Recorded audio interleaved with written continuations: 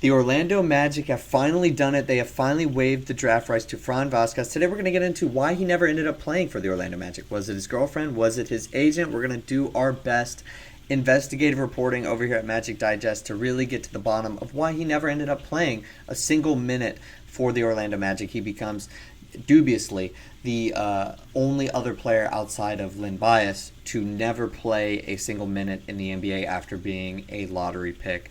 So we're going to get into how this pick ended up coming to be in 2005, what exactly it means for them to waive his rights currently, and how exactly this happened, and who can we blame? The front office, the girlfriend, the agent, Fran himself, which is probably the most logical answer, and just in general get to the bottom of this like we're essentially 60 minutes over here at Magic Digest. But guys, first, before we get into everything about Fran Vazquez, make sure that you're subscribed to the channel. 96.5 of you who have been watching our videos are not subscribed. Guys, it's the best and easiest way to help the channel grow and succeed, and we would love for all of you guys to join the Magic Digest family and subscribe to the YouTube channel. Now, time to get into the initial report. Keith Smith of the NBA reported on Twitter last night, almost at midnight, it's an end of an era. The Orlando Magic renounced their draft rights for Fran Vazquez. They drafted him with the 11th pick in 2005. I was 3 years old then, and the 41-year-old Spanish big man retired from playing basketball almost 5 years ago. He'd been playing in Spain, obviously his hometown, where he has been from for pretty much all of his life. So how exactly did this happen? Why did they keep him for so long, and what were the Orlando Magic thinking when they ended up drafting him in 2005? Well, it comes down to the two current GMs at the time, Otis Smith and David Twardzik. They scouted him in Spain, especially Dave, and he said, look, I like this guy, we're going to take him, and he might not be ready, he might not come over immediately, but that's just what you did at the time. It was the early 2000s, mid-2000s. The European guys, the guys who were abroad, who weren't from the United States, they took a second. They said, I'm gonna play over here professionally, get the money, spend time with everybody that I've known, and I'm gonna come back and I'm gonna tear up the league. But I'm not coming just yet. Now that seems almost ridiculous because the league is so foreign influenced. There are so many great players at the top of the league, at the upper echelon of elite players that are not American. Seems kind of crazy, but that at the time was something that was just commonplace in the NBA. And I don't think that the two GMs that were running everything in the front office exactly thought that this was going to be a problem, that he wasn't going to come over. Well, there were some warning signs to be concerned with, and I think probably the first and maybe one of the biggest ones was coming from the manager of the Spanish team that he played for at the current time. He said, I recently asked the players on the national team how many tickets they needed for the international games. Everybody said 2, 3, 6, whatever. Franz said, I'll have to ask Anna. That would be his girlfriend. He can't even decide how many tickets he wants for himself. Orlando is not losing anything. Now this comes as right about the time that they drafted him, right around that area where he's not showing up. He's not exactly playing for them just yet. And this is probably the most alarming quote I could probably hear from a current coach, because we're living in the day and age where your Cals of the world, your Coach K's of the world, Hurley's of the world, they're saying, look, take my guy, he's the man. This is the guy that's led us. And the Spanish international coach, he's also coaching his team, is like, hey, look, I don't know what is going on personally with this guy, but he can't decide anything for the sake of anything. So that should have been probably red flag number one, but that was already on the board at the first point for the GMs to take into account, but they didn't.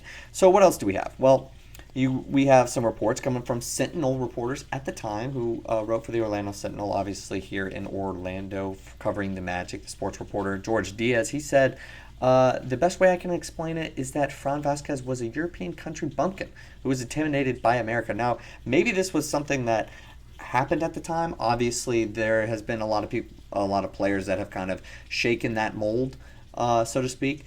But that was also being reported at or right around the time of him getting drafted was, look, he just doesn't want to leave. Like, he doesn't want to leave his town. He also said that Vazquez came from a town of 2,000 people. And when he showed up to New York for the draft, he was flabbergasted and overwhelmed by the hectic scene in Manhattan.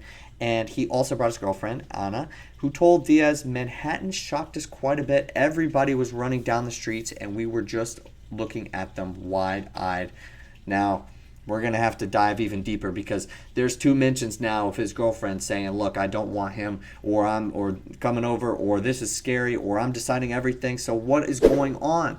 Well, George Diaz also says, the opinions about her are harsh among the Spanish media and basketball community, pointing to her influence in persuading Vazquez to stay in Spain.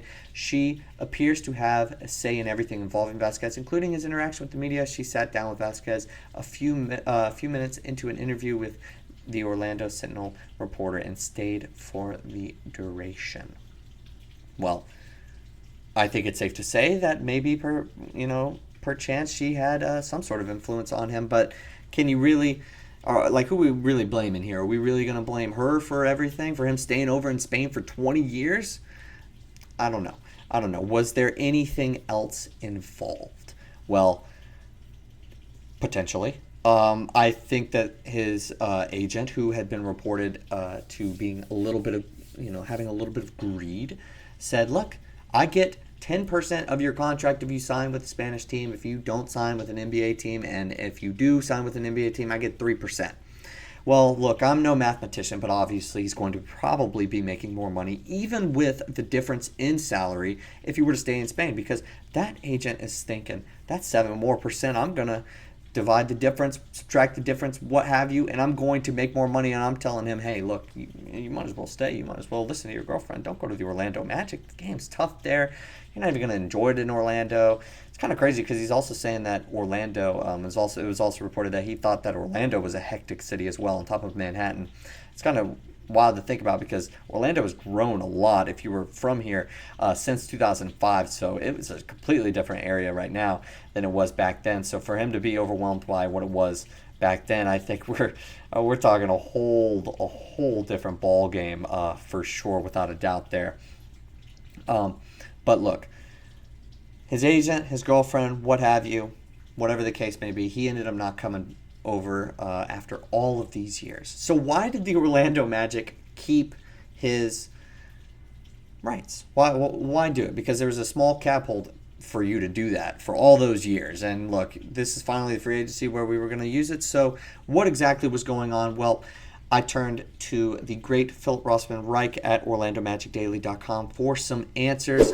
And obviously he said in an article that he wrote about this, the Magic finally found use for that cap room. Orlando did not exactly go on a spending spree this summer, but with roughly $50 million in cap room, the team maximized its spending this offseason and squeezed every bit of that room out, ultimately also renouncing bird rights cap holds for Markelle Fultz and Chimo Kiki to make room for all the signings they made by his math.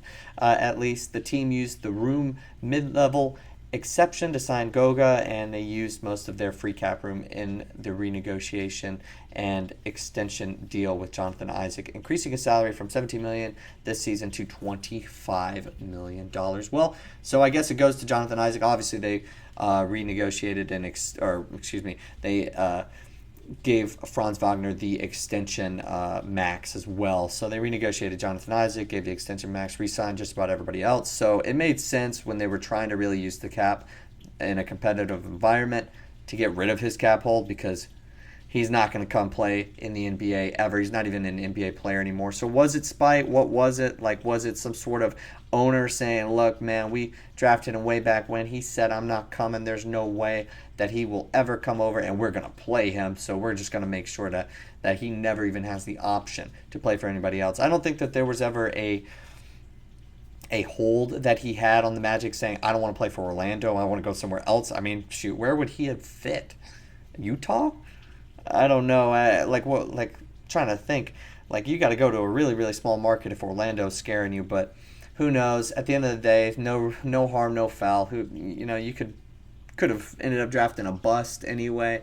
But it's a pretty dubious mark on the Orlando Magic's draft history. And as far as why we still kept him and the cap hold, well, we know why we got rid of the cap hold finally, and you probably could have made that argument for any other offseason, but we certainly know that it freed up a little bit for this current offseason. But let me know what you guys think in the comments. Why exactly did he stay? I think it's just that classic, hey, home sweet home. My agent's giving me some interesting advice at 18 years old, and, why not stay with a loved one, I guess. Not too bad of a consolation prize, too. And if you're not really looking to play in the NBA, then I guess it all doesn't matter. But what do you guys think in the comments? Let me know. That's all the time that we have for today. I'll see you again with more Orlando Magic news next time.